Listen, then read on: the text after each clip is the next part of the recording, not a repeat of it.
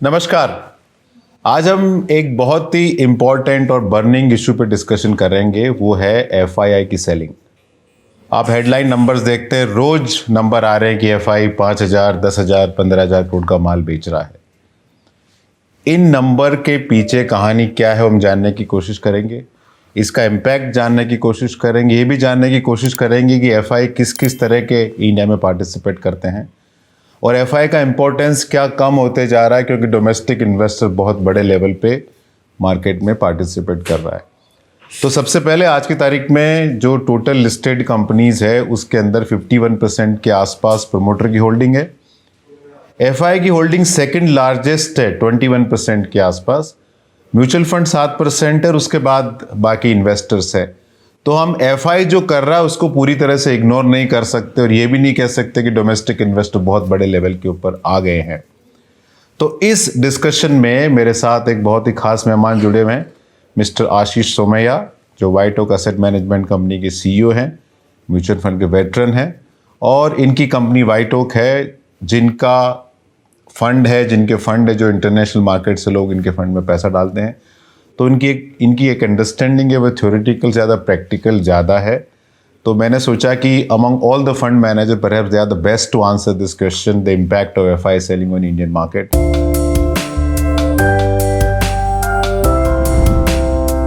So welcome Ashish. Thank you.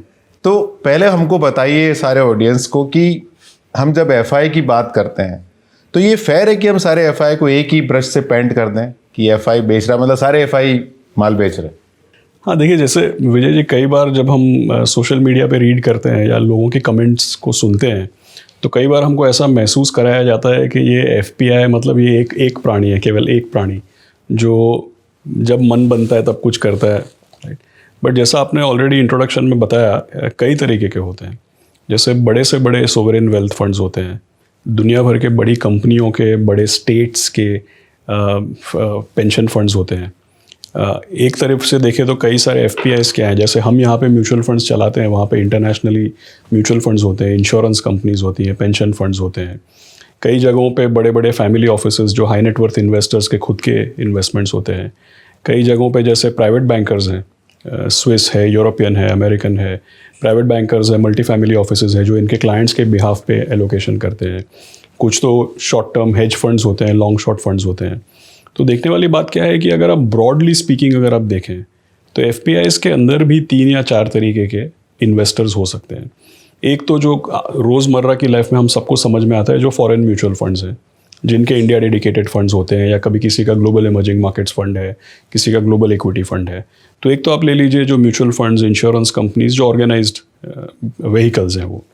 दूसरा आप समझ लीजिए कि बड़े बड़े इंस्टीट्यूशंस हैं जो खुद यहाँ पर आकर के सेबी के साथ एफपीआई रजिस्टर करते हैं अपना।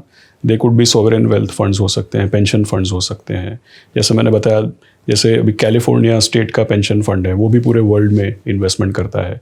या जैसे आप समझिए कि नॉर्वे है, यहाँ की जो सबसे बड़ी ऑयल कंपनी है, इनका फंड यहाँ पे इन्वेस्ट करता है। तो सोवरेन वेल्थ फंड्स हैं, बड़े बड़े पेंशन फंड्स हैं, कंट्री लेवल के फंड्स हैं।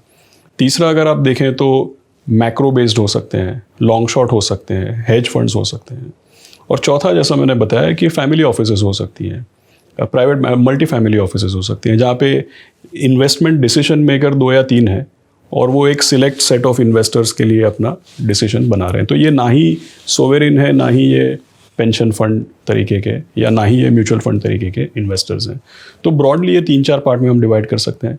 सोचने वाली बात यह है कि सबके कंसिडरेशंस अलग हैं।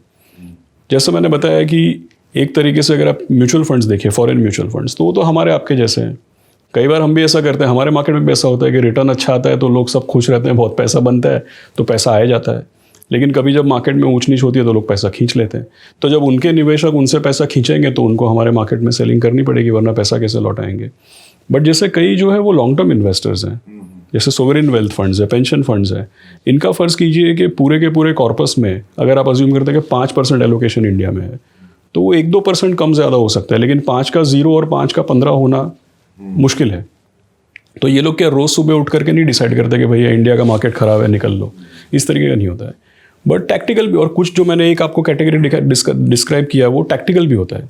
जैसे इंटरेस्ट रेट बढ़ गया, तेल का दाम बढ़ गया तो इंडिया का मार्केट सफ़र करेगा, तेल का और कमोडिटी का दाम बढ़ गया तो इंडिया से निकाल के ब्राज़ील में डालना चाहिए, जो मैक्रो बेसिस पे ट्रेडिंग करते हैं।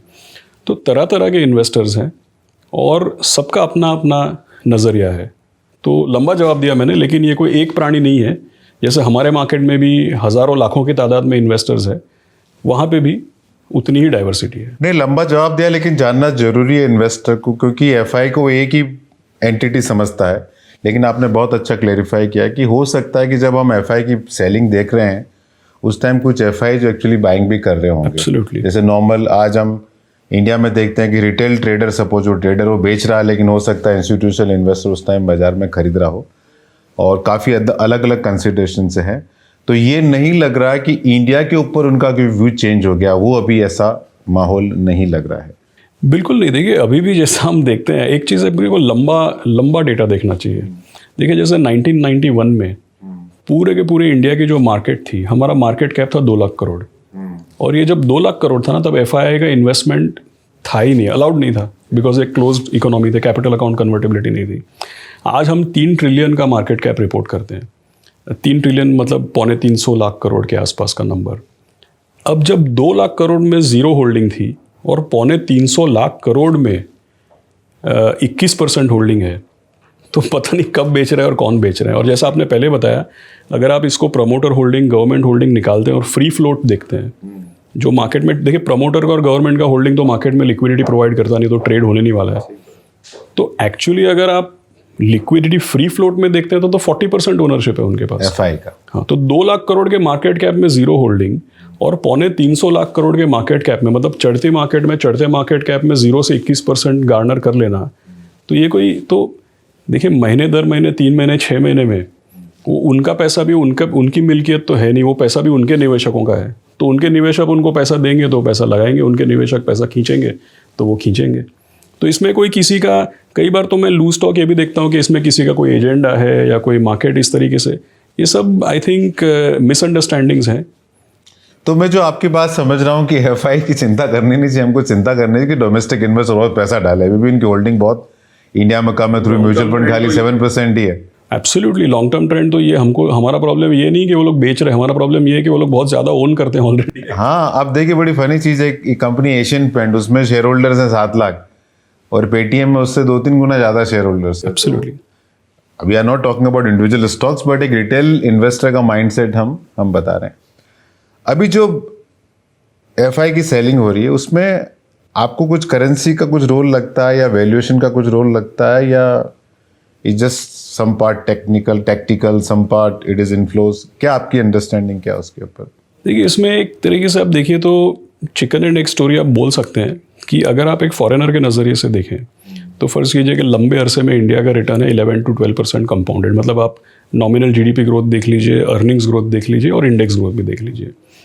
अब क्या है कि लेकिन साथ ही साथ में 3 से 4% का करेंसी डेप्रिसिएशन भी है।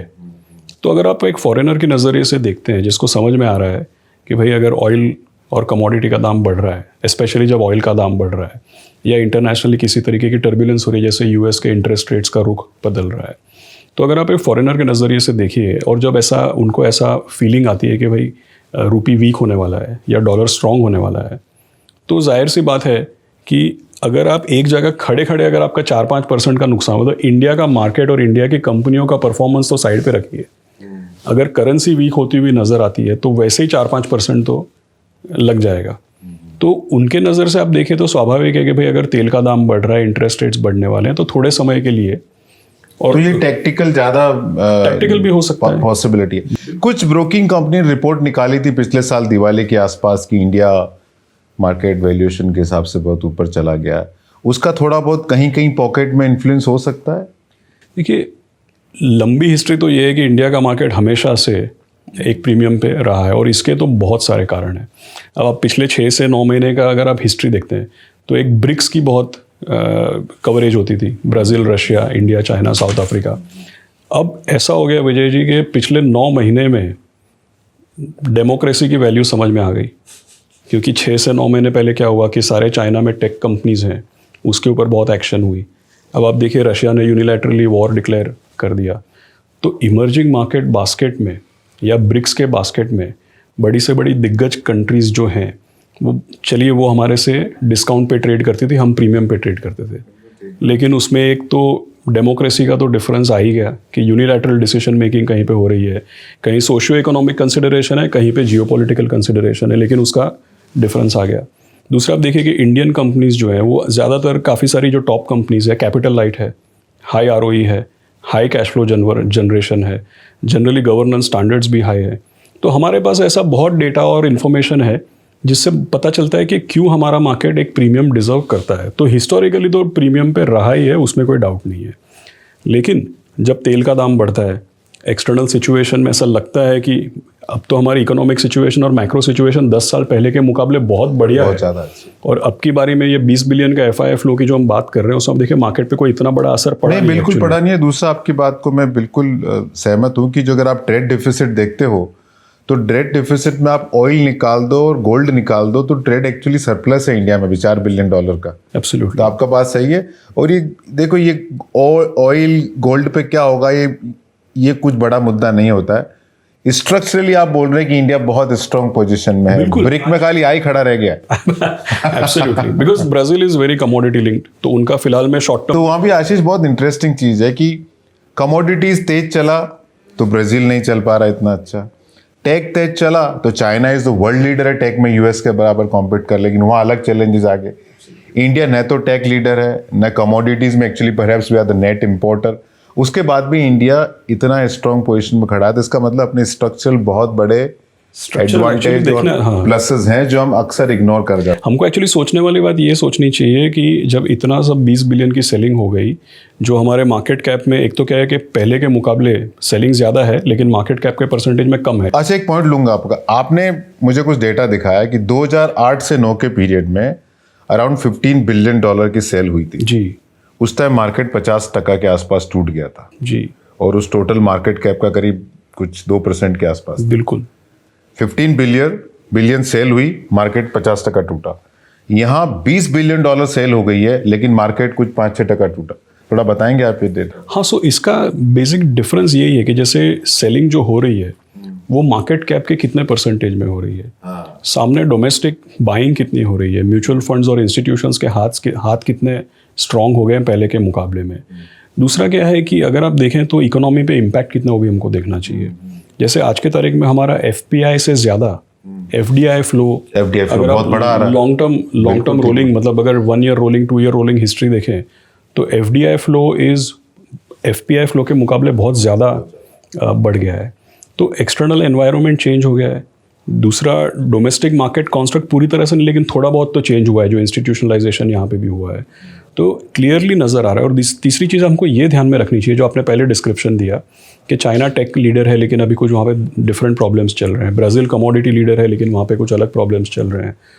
तो हमारा बावजूद इसके कि हम ये दोनों में नेगेटिवली पोजिशनड है टेम्पररीली, फिर भी मार्केट में बहुत ज़्यादा गिरावट नहीं है। तो हमको ये सोचना चाहिए कि जब ये डस्ट सेटल हो जाती है, जब मामला ठंडा पड़ता है, तब किस तरीके का हमको मूवमेंट देखने को मिल सकता है।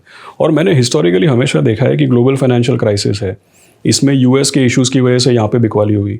2020 में कोविड में तो हमारे यहाँ पे 1000 केस भी नहीं थे, उसके पहले ही वो पूरी बिकवाली हो गई, हम 40% डाउन हो गए। तो जब भी इंटरनेशनल रीजंस की वजह से हमारे मार्केट में बहुत पिटाई होती है, तो ऐसा नहीं कि हमको नुकसान नहीं होगा, शॉर्ट टर्म नुकसान होता है, लेकिन हमको सोचना ये चाहिए कि हमेशा ये दिखाया गया है कि जब मामला ठंडा पड़ता है तो जितना निकला था उससे कई गुना वापस आ जाता है, क्योंकि एक लेवल पे फंडामेंटल स्ट्रेंथ तो है ही, और जो दूसरे इमर्जिंग मार्केट्स के मुकाबले स्ट्रक्चरली जो डिफरेंसेस हैं वो तो है ही। अगर हम मार्केट का कॉन्स्ट्रक्ट, कंपनी का यूनिवर्स भी देखें तो सबसे ज़्यादा डाइवर्स कॉर्पोरेट यूनिवर्स इंडिया का है। बिल्कुल ठीक है। Highest number of listed companies, हर एक सेक्टर में डाइवर्सिटी, मतलब टॉप 2 सेक्टर्स 40% के नीचे हैं। जैसे आप कई मार्केट देखें, रशिया जो है 60% एनर्जी और फाइनेंशियल है, ताइवान 68%। और यहाँ तो फाइनेंशियल का सबसे बड़ा होल्डिंग है, लेकिन फाइनेंशियल में खाली बैंक ही नहीं है, बिल्कुल क्योंकि प्राइवेट सेक्टर और public sector bank actually they are two different kind of organisation. Then you life insurance company, asset management company, आपको अलग अलग तरह का मार्केट इंफ्रास्ट्रक्चर है, रजिस्ट्रार्स हैं, एक्सचेंजेस हैं, काफ़ी है, बहुत अलग अलग। हाँ, बिल्कुल सही बात, बिल्कुल। तो बहुत ही डाइवर्स यूनिवर्स है सेक्टर वाइज।